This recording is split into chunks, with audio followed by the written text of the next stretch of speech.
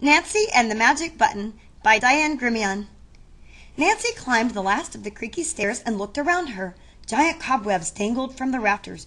"Ooh, it's spooky up here," she said. Shadows from old boxes and lamps crept across the wall. Nancy shivered. "Oh, come on," chided her cousin Marvin. "I'll bet we can find some cool old stuff up here." A sparkle caught Nancy's eye, shutting out the gloom of the attic. She knelt beside a huge trunk. "Over here, Marv," she waved. "Whoa, this looks like a Confederate soldier's outfit."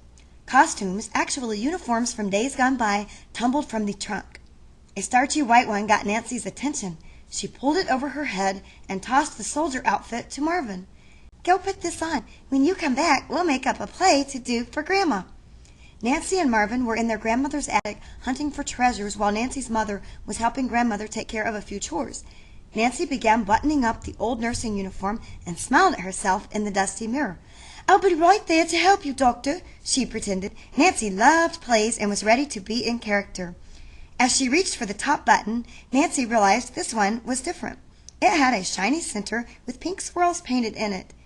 "It looks magical," she mused. She pressed its center and suddenly felt like someone was looking at her. She relaxed. It was only the lights shining through a crack in the wall. Wait, she knew she heard something. Suddenly, a hand reached out. "Welcome, Nancy," greeted a lady with a long, gnarly nose and tightly pulled back hair. She took Nancy's hand and led her through the opening at the far end of the attic. Nancy found herself surrounded by many people with funny-looking bags hanging from their arms.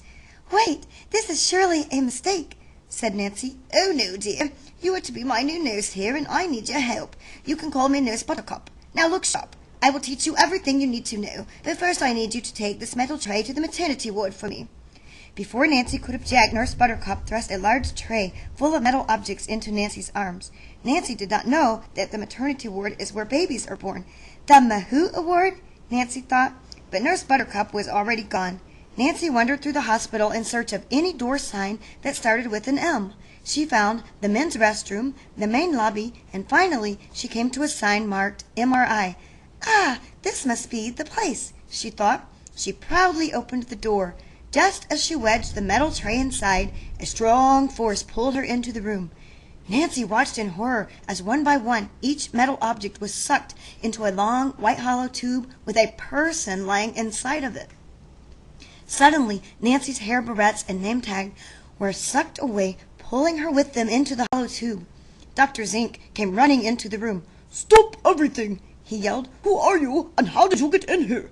Nancy wondered the same thing. She was speechless.